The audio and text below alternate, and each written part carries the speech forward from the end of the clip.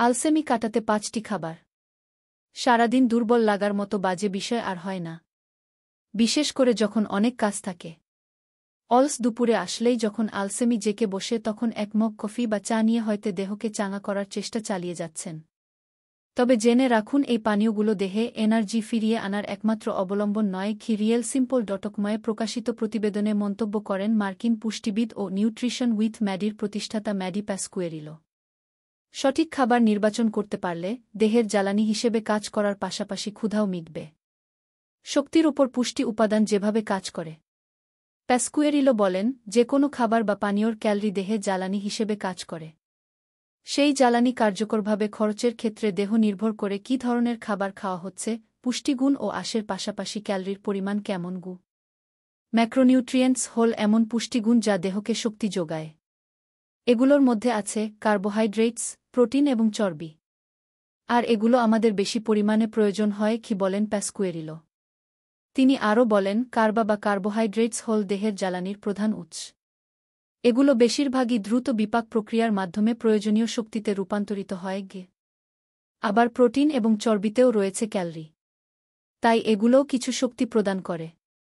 পাশাপাশি এই ৩ ম্যাক্রোনিউট্রিয়েন্টস তৃপ্তিবোধ বাড়িয়ে খিদার অনুভূতি কমায়। আর এই ধরনের খাবারেই মিলবে দুপুরের আলসেমি কাটানোর ওষুধ। ওটস শক্তিবর্ধক এই খাবার সকালে, ব্যায়ামের আগে বা পরের খাবার হিসেবে আদর্শ বলেন প্যাসকুয়েরিলো। কারণ এতে রয়েছে জটিল কার্বোহাইড্রেটস, যা ধীর হজম হয়। শক্তির স্থির উৎস হিসেবে কাজ করে। আরও রয়েছে দ্রবণীয় আঁশ, যা কোলেস্টেরল কম রাখতে সাহায্য করে। পাশাপাশি মিলবে ভিটামিনস, খনিজ এবং অ্যান্টিঅক্সিডেন্টস। একই প্রতিবেদনে বলেন দি ওহিও স্টেট ইউনিভার্সিটি ওয়েক্সনার মেডিকেল সেন্টারের পুষ্টিবিদ ডিনা চ্যাম্পিয়ন। অন্যান্য শক্তিবর্ধক খাবার যেমন বাদাম, প্রোটিন পাউডার কিংবা ফল দিয়ে মিশিয়ে খেলে উপকার হবে বেশি। কলা সবচেয়ে বেশি কার্ব সমৃদ্ধ ফল এবং সহজ শক্তির উৎস। আর দামও সস্তা। প্যাসকুয়েরিলো বলেন, পুষ্টিগুণে ভরপুর এই ফলে মিলবে প্রয়োজনীয় খনিজ পটাশিয়াম। বাদামের মাখনের সাথে মিশিয়ে খাওয়া যায়, যা আরেকটি শক্তিবর্ধক খাবার। একসাথে প্রোটিন ও চর্বি গ্রহণের চমৎকার উৎস এই 2 খাবার। পানি যদিও সাধারণ পানিতে কোনো পুষ্টিগুণ নেই, তবে দেহের কাজ স্বাভাবিকভাবে পরিচালিত হওয়ার জন্য পানির প্রয়োজন রয়েছে। আর দেহ স্বাভাবিকভাবে কাজ করলে শক্তির মাত্রাও ঠিক থাকবে। প্রস্রাব, ঘাম, নিঃশ্বাসের মাধ্যমে দেহ থেকে তরল বের হয়ে যায়। এই অবস্থায় পর্যাপ্ত পানি পান না করলে দেহ ক্লান্ত লাগবেই ব্যাখ্যা করেন প্যাসকুয়েরিলো।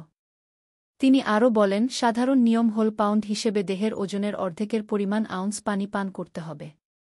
মানে একজনে ওজন যদি 150 পাউন্ড হয় তবে তাকে দৈনিক 7-5 আউন্স পানি পান করতে হবে। তবে এটা সাধারণ নিয়ম।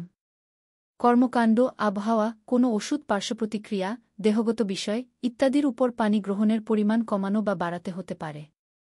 বাদামের মাখন ভালো মতো শক্তি বাড়াতে চাইলে বাদামের মাখন বেছে নেওয়া হবে বুদ্ধিমানের কাজ। কারণ এতে একই সাথে মিলবে ক্যালরি, কার্বোহাইড্রেটস, আঁশ, প্রোটিন এবং চর্বি। এগুলো সবই শক্তি যোগায় আর তৃপ্তিবোধ বাড়িয়ে খিদার পরিমাণ কমায়।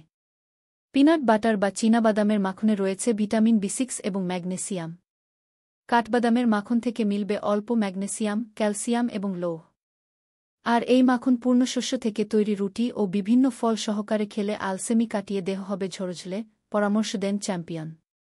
ডিম যদিও ডিমে কার্বয়ের পরিমাণ কম, তারপরও শক্তির বৃদ্ধিতে এই খাবার দারুণ উপকারী। প্যাসকুয়েরিলো বলেন, ডিমে রয়েছে উচ্চমাত্রায় প্রোটিন ও চর্বি, যা দেহে অনেকক্ষণ ধরে ভাঙে। ফলে দীর্ঘক্ষণ ধরে জ্বালানি প্রদান করে, যে কারণে শক্তির মাত্রা বজায় থাকে ভালোমতো। Vitamin D, vitamin B6, vitamin B12 এবং লৌহ রয়েছে ডিমে। এইসব প্রয়োজনীয় পুষ্টি উপাদানও দেহের আলসেমি কাটাতে সাহায্য করে।